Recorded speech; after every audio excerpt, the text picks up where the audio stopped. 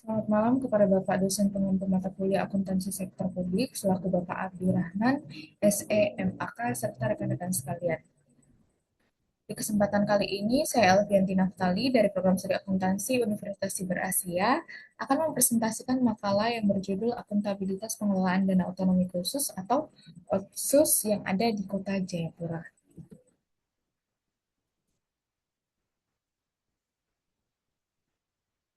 Baiklah, terlebih dahulu kita akan masuk pada pendahuluan serta latar belakang.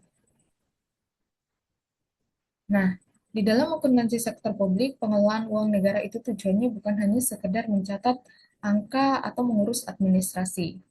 Lebih dari itu, tujuannya adalah menciptakan transparansi dan memberikan nilai nyata bagi masyarakat. Terkhusus untuk daerah Papua, pemerintah pusat memberikan kebijakan khusus berupa dana otsus yang memiliki tujuan yaitu mempercepat pembangunan, mengurangi kesenjangan, dan mensejahterakan orang asli Papua atau OAP.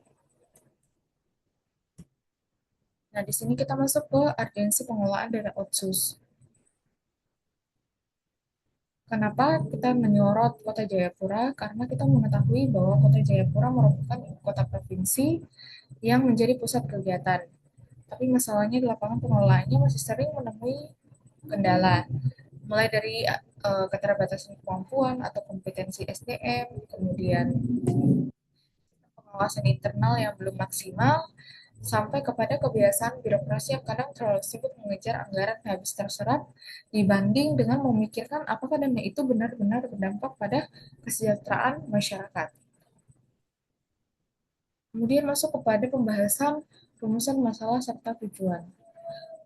Dari latar belakang, makalah ini merumuskan 5 pertanyaan utama yang akan dibahas, yaitu yang pertama, bagaimana konsep akuntabilitas dalam akuntansi sektor publik, kemudian yang kedua, bagaimana mekanisme pengelolaan dana otsus yang ada di Kota Jayapura, kemudian ketiga, apa saja faktor yang mempengaruhinya, kemudian keempat, bagaimana implementasinya di lapangan, serta apa upaya upaya yang dilakukan untuk memperbaikinya.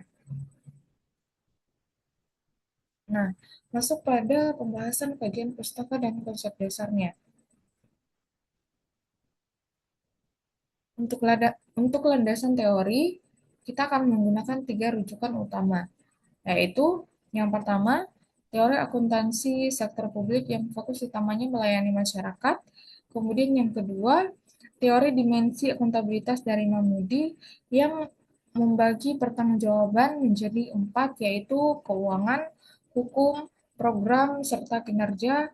Kemudian yang ketiga ada konsep good governance dari UNDP yang menekankan transparansi dan keikutsertaan masyarakat. Nah, masuk kepada pembahasan serta analisis pengelolaan.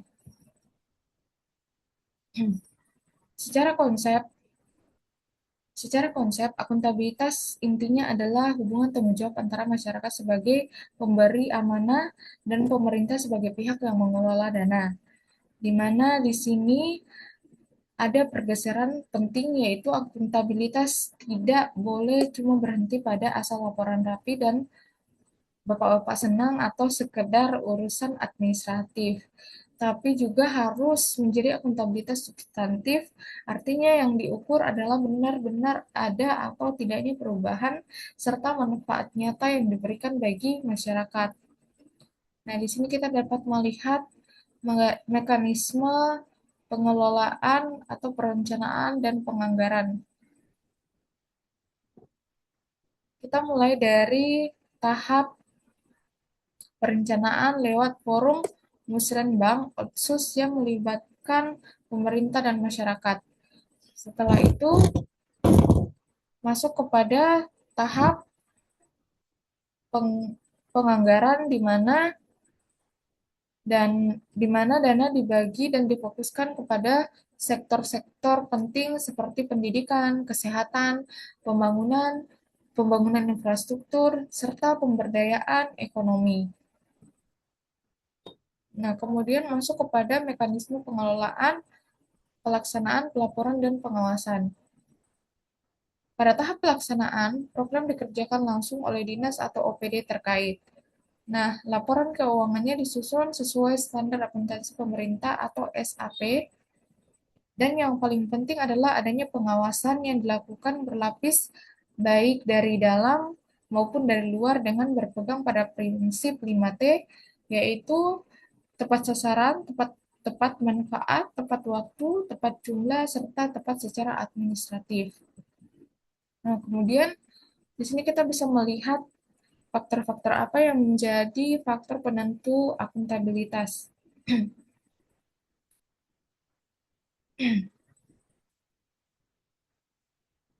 Faktor penentu akuntabilitas dipengaruhi oleh beberapa hal, yaitu kompetensi pegawai yang mengelolanya, sejauh mana sistem pengawasan internal ditegakkan, kemudian keterbukaan informasi kepada publik, kemudian penggunaan teknologi digital, dan tentu saja adanya komitmen dari pimpinan daerah serta keaktifan masyarakat dalam mengawasi.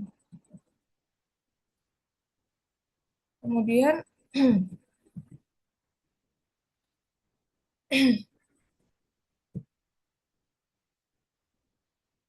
masuk kepada implementasi prinsip akuntabilitas secara keuangan maupun secara hukum. Jika dilihat dari implementasi di bidang keuangan dan hukum, pemerintah Kota Jayapura secara aturan administratif sudah berupaya patuh pada regulasi dan menyusun laporan berbasis SAP. Tantangannya sekarang adalah memastikan kepatuhan ini bukan cuma formalitas di atas kertas, tapi benar-benar bersih dari potensi penyimpangan. Sementara di aspek program dan kinerja, pertanyaannya adalah apakah uang yang dikeluarkan benar-benar menaikkan mutu sekolah anak-anak OAP? Apakah layanan kesehatan jadi lebih mudah dijangkau? Inilah ukuran kinerja yang sesungguhnya harus dibuktikan. Nah, kita masuk kepada upaya peningkatan tata kelola. Untuk mengatasi berbagai kendala, ada beberapa solusi strategis yang dapat dilakukan. Di antaranya yaitu yang pertama, diadakan pelatihan rutin untuk meningkatkan keahlian keuangan para pegawai. Kemudian kedua, memperketat sistem pengawasan internal agar risiko penyelewengan bisa dicegah secara dini.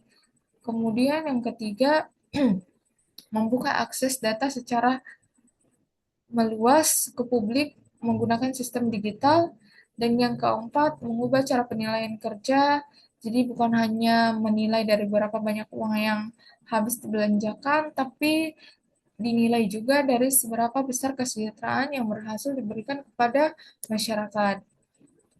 Nah, masuk kepada kesimpulan serta rekomendasi. Sebagai kesimpulan, pengelolaan dana OSIS di Kota Jayapura secara aturan sudah berjalan pada jalur yang semestinya.